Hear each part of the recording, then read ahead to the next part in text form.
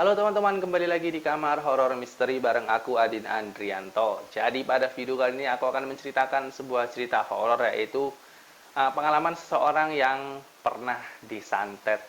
Tapi semua nama di dalam cerita ini, semua tempat dan daerah-daerahnya itu disamarkan ya, karena hal ini sangat sensitif. Sebelum berlanjut, aku akan disclaimer terlebih dahulu bahwa semua cerita yang aku sampaikan di sini murni berasal dari internet, jadi sumbernya dari internet, dan di sini aku menyediakan kepada kalian yang malas membaca, kalian boleh tonton video ini. Sebelum berlanjut, jangan lupa tekan tombol like dan subscribe sebagai bentuk dukungan kalian kepada channel ini, dan langsung aja, ini dia ceritanya.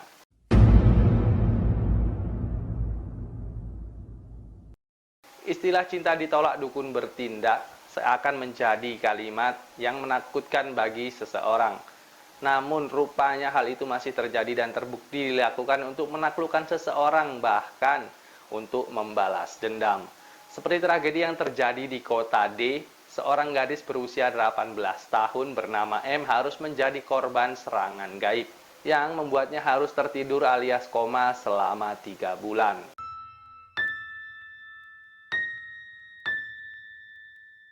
Cerita ini adalah sebuah kisah nyata berdasarkan kesaksian langsung dari praktisi supranatural King Geni Seketi. Jadi cerita ini diceritakan oleh Ki Geni Seketi, kok King lagi, Ki Geni Seketi.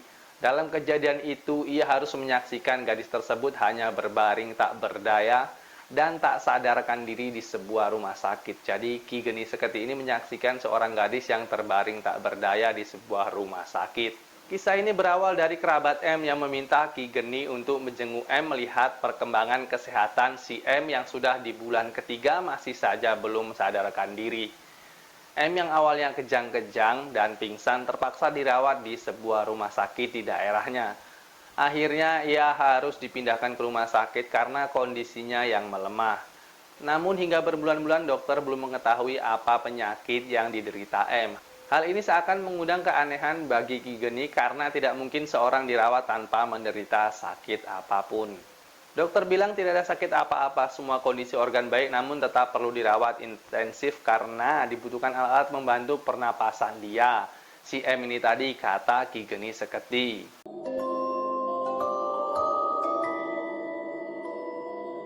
Ia pun seakan-akan kembali ke memori 2 tahun lalu saat dirinya masih berada di ruangan rumah sakit dengan melihat kondisi korban yang hanya bernafas dan memejamkan mata. Ki Geni bercerita pihak keluarga sempat putus asa dan pasrah.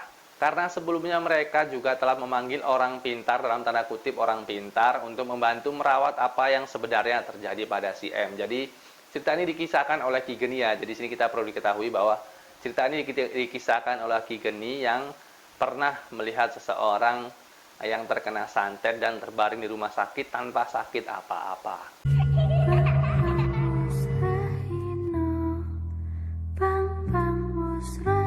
Setelah menjenguk ke rumah sakit, keluarga dan kerabat termasuk Ki Geni memutuskan untuk berkunjung ke rumah si korban, si M ini tadi, untuk mencari tahu lebih banyak keanehan tersebut. Kecurigaan terkait hal magis akhirnya menguat setelah orang rumah disambut dengan serangan gaib yang menghantam atap pada tengah malam. Hantaman itu pun menimbulkan suara cukup kencang dan mengagetkan orang di tempat itu. Jadi setelah dari rumah sakit, Ki Geni ini memutuskan untuk berkunjung ke rumah si M ini, si gadis ini tadi, untuk melihat keanehan-keanehan yang terjadi. Karena mungkin Ki Geni sudah curiga ya, ada apa-apa nih sebenarnya yang terjadi pada si M ini. Tidak normal lagi lah, kalau orang sakit biasanya kan nampak sakitnya, tapi kan kata dokter si M ini tidak sakit apa-apa, tapi memang butuh dirawat. Jadi kan ini adalah ada sesuatu yang janggal kayak gitu. Tak lama kemudian Ki Geni memutuskan untuk berkeliling kawasan rumah mencari petunjuk.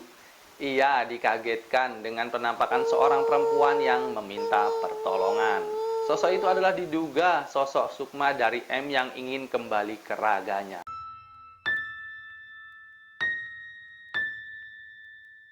Di sudut halaman rumah saya melihat sosok Sukma korban yang terjebak dan terikat. Dia kesakitan meminta tolong. Dia meminta untuk balik ke raganya karena lelah, kata si Geni. Jadi si Geni menceritakan bahwa dia melihat sesosok wanita itu meminta tolong untuk kembali ke raganya. Dan ternyata itulah Sukmanya si M ini, si korban ini tadi. Dengan kekuatan supranatural yang dimiliki, Ki Geni pun menelusuri petunjuk tempat titik di mana ia melihat sosok tadi. Akhirnya ditemukan sebuah benda yang diduga sengaja ditanam di tempat itu dan terdapat benda aneh yang berkaitan dengan kejadian tersebut.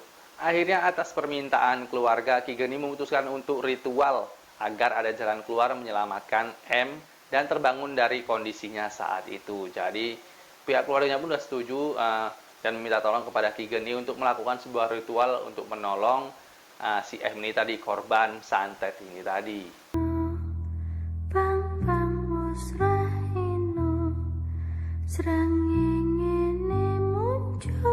Terjadilah negosiasi dengan makhluk-makhluk gaib yang ternyata menjadi penyebab serangan demi serangan yang datang. Ki Geni bahkan memperlihatkan sosok laki-laki muda yang terus menghantui pikirannya. Ia pun menceritakan apa yang dialami oleh keluarga dan menunjukkan ciri-ciri sosok laki-laki tersebut untuk mencari tahu siapa sosok itu dan kenapa wajahnya masuk dalam bayang-bayang Ki Geni. Jadi setelah diterusi ternyata ada sosok pria muda yang selalu membayang-bayangi Ki Geni. Udah jelas ini ya kan. Nanti kita lanjutkan aja lah ceritanya dulu. Di ending-endingnya akan terjawab apa penyebab dari si M ini sampai kayak gitu. Dan Ki Geni mengatakan, saya langsung memberitahu ciri-ciri pria yang hadir dalam ritual itu. Rupanya keluarga mengenali sosok tersebut. Keluarga menyampaikan bahwa sosok tersebut adalah mantan dari si M.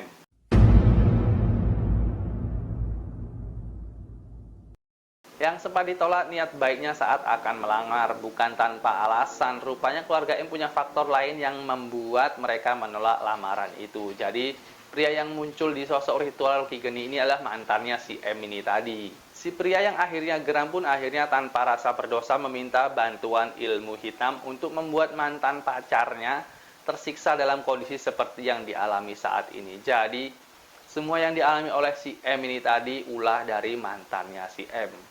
Jadi memang cinta ditolak dukun bertindak itu terjadi ya. Ada kisah nyatanya seperti itu. Buat kalian-kalian yang ditolak cintanya, yang sadar diri aja, nggak usah kayak gitu. Samanya kita jelek. Oke, kita lanjut. Dia nekat pakai santet karena sakit hati dan ingin balas dendam. Dia buat si korban ini jadi tak berdaya, kata si Geni. Jadi dia nih, si cowok ini tadi memang niat kali pakai santet untuk membalas dendam kepada si M. Karena lamarannya itu ditolak sama keluarganya gitu. Makanya sadar diri aja lah ya kan. Akhirnya dengan negosiasi yang cukup panjang selama ritual, Ki Geni pun berusaha membebaskan Sukma, si gadis tersebut, dan melakukan pembersihan di sekitar lokasi agar terhindar dari serangan-serangan jahat di kemudian hari.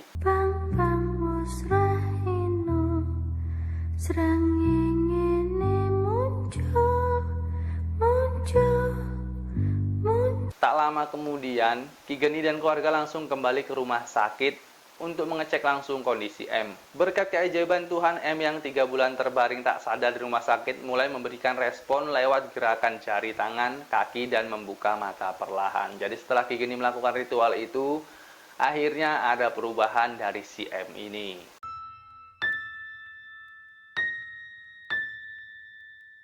Di hari keempat, M sudah mulai bisa berbicara sedikit demi sedikit dan mulai bisa berinteraksi dengan keluarganya. Alhamdulillah si M ini udah mulai bisa berinteraksi, mulai sembuh karena ulah si mantan bangke. Gerem pula kalau cerita-cerita ini, gerem kali aku betul lah. Kalau ditolak itu udahlah gitu ya kan, carilah yang lain gitu, nggak usah gitu kali. Wanita nggak cuma satu bro. Banyak orang yang percaya jika santet adalah ilmu yang dikirim oleh orang yang ingin hidup korbannya menjadi tidak tenang dengan berbagai cara. Santet juga biasanya dilakukan oleh orang-orang yang mempunyai dendam karena sakit hati dan ingin memenangkan suatu persaingan.